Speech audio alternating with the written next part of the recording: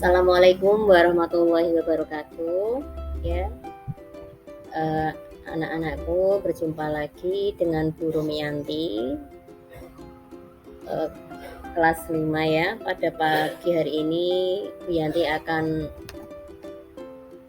menceritakan Rasulullah sebagai idolaku, yaitu keteladanan Nabi Sulaiman alaihissalam.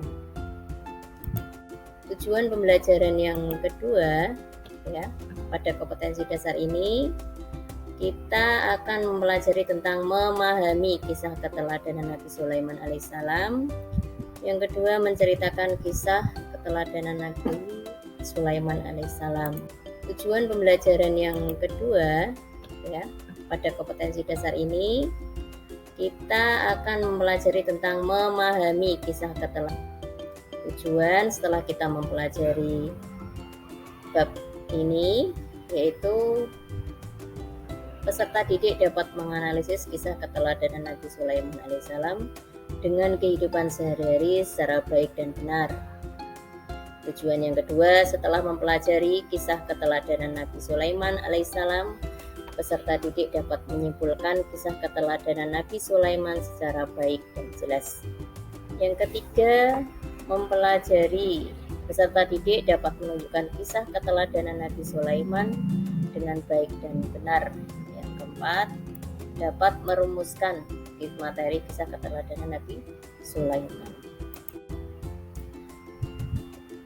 Untuk selanjutnya ada 25 nama-nama Nabi. Yang pertama yaitu Adam, Idris, Nuh, Soleh, Ibrahim, Lut, Ismail, Ishak, Yakub, Yusuf, Ayub, dan Su'aib, Musa, Harun, Zulkifli, Daud, Sulaiman, Ilyas, Ilyasa, Yusuf, Zakaria, Yahya, Isa, dan Muhammad. Kemudian Nabi Sulaiman adalah putra Nabi Daud alaihissalam. Setelah Nabi Daud wafat, beliau menggantikan sebagai raja, yang mana di dalam Al-Quran dalam surat An-Naml ayat 15 sampai 44. Dalam surat An-Naml ayat 17 ya, di sini sebagaimana firman Allah, wa husira li Sulaiman wa junuduhu minal jinni wal insi wat thairi fahum yuzaun. Ya, di situ sudah jelas ya yang keistimewaan Nabi Sulaiman alaihissalam. Yang pertama yaitu dapat memerintah tidak hanya kepada manusia melainkan juga kepada hewan, angin, dan jin. Jadi Nabi Sulaiman itu bisa mengendalikan angin, bisa mengendalikan jin, dan juga bisa mengendalikan hewan. Kemudian keistimewaan yang kedua, Nabi Sulaiman itu mampu mengikat setan-setan kafir untuk mencegah kejahatan mereka. Ya, yang keistimewaan yang ketiga yaitu Nabi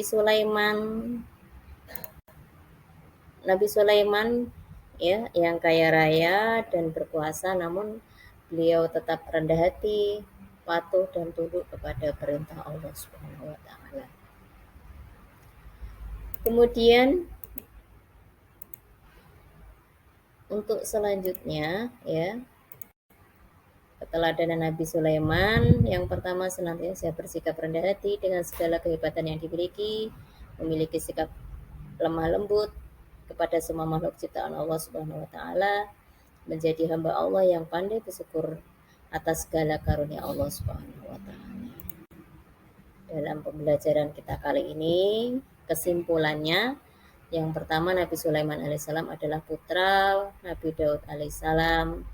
Yang kedua, keistimewaan Nabi Sulaiman yang pertama itu dapat memerintah tidak hanya kepada manusia, melainkan juga kepada hewan, angin, dan jin. Yang kedua, Nabi Sulaiman mampu mengikat setan-setan kafir untuk mencegah kejahatan mereka. Keistimewaan yang ketiga, Nabi Sulaiman alaihissalam adalah nabi yang kaya raya dan berkuasa namun tetap rendah hati, patuh dan tunduk pada perintah Allah Subhanahu wa taala.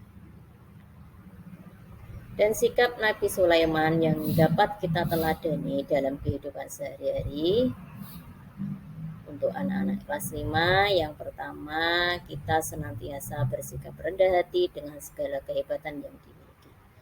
Sekalipun kita hebat, tapi kita tetap rendah hati. Yang kedua, kita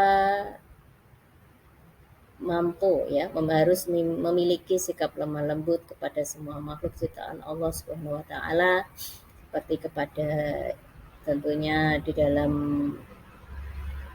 kisah Nabi Sulaiman yaitu semut. Ya, semut itu Nabi saja menunggu sampai semut itu berjalan. Ketika Nabi melewati ada gerombolan semut, Nabi Sulaiman menghormati dan berhenti untuk menunggu semut itu berjalan. Sikap yang ketiga yaitu Nabi Sulaiman ya yang kita teladani itu menjadi hamba yang pandai bersyukur atas segala karunia Allah Subhanahu wa taala yang diberikan. Seperti kita saat ini masih bisa bernafas, itu adalah karunia Allah yang sungguh luar biasa. Itulah tadi anak-anakku kelas 5 ya, pembelajaran tentang keteladanan Nabi Sulaiman. Semoga bermanfaat untuk kalian. Alhamdulillah, cukup sekian. Terima kasih. Wassalamualaikum warahmatullahi wabarakatuh.